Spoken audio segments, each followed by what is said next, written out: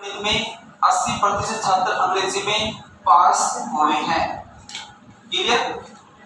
10% दोनों विषय में असफल हुए हैं। अब की बार देखो सेम कंडीशन नहीं है, पहले दोनों में पास दिया है, फिर अगले में क्या दिया है, फेल दिया है। तो अपना लॉजिक ये होना चाहिए कि हम इनको चेंज करके एक ही फॉर्मेट में लेके आए और एक ही फॉर्मेट में क्वेश्चन लाना सबसे मेन कंसेप्ट की बात है। तो यहाँ देखेंगे डायग्राम स्ट्रक्चर से, तो मैंने कहा भाई यहां से कितना है, फर्स्ट डायग्राम 75% किसका है, मैथमेटिकल, और मैथ में हमने क्या किया है भाई, यहां से पास हुए हैं तो यहां लिख दो बी का मतलब पास होना।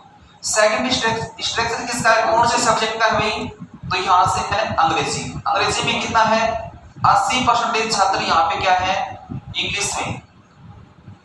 इंग्लिश में क्या हुए, यहाँ पर पास हुए, पास। लेकिन 10% क्या हुए हैं, 10% दोनों विषय में क्या हुए हैं, फेल हुए हैं। अब ऑटोमेटिक फेल वाले को पास में चेंज करना है, क्योंकि कंडीशन सेम तभी होगी जब यहाँ पास तो यहाँ फेल क्यों, इस फेल वाले को पास करना है। तो यहां से देखना भाई, इस फेल को लिखो पास है, तो ये 10 था तो 10 को लिखोगे कितना, 100 में, ऑटोमेटिक रूल है। तो 100 में 10 घटा देंगे तो 90। ये फॉर्मेट है ए, ये फॉर्मेट है बी और ये फॉर्मेट है सी। सेम कंडीशन में क्या बताया था भाई, ए प्लस बी को जोड़ के सी घटाना होता है। अब यहाँ पे पास, यहाँ पास, यहाँ पास, तो लिख दो भाई पास का लॉजिक है। पास कितना हुआ अभी, 75 प्लस 80 माइनस कितना 90, तो यहाँ पे कितना होगा 65% पास हो गए।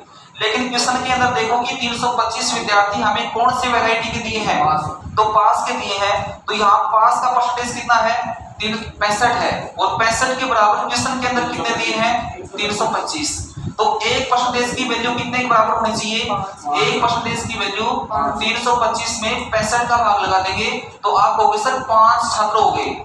1% में 5 छात्र बैठते हैं, तो आप कहोगे सर 100% के बराबर कितना हो जाना चाहिए, 100% के बराबर कुल छात्र। तो कुल छात्र कितने हैं, 500।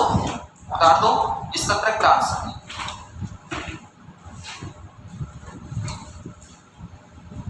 जब क्वेश्चंस के अंदर कंडीशन सेम ना हो तो कंडीशन को सेम करना आपका पहला टारगेट होगा।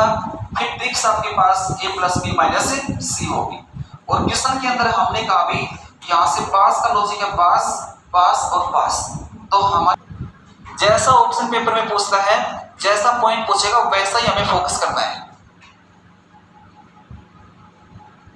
किसी को समझने में डाउट इस क्वेश्चन को, क्योंकि इसमें ये हो गया,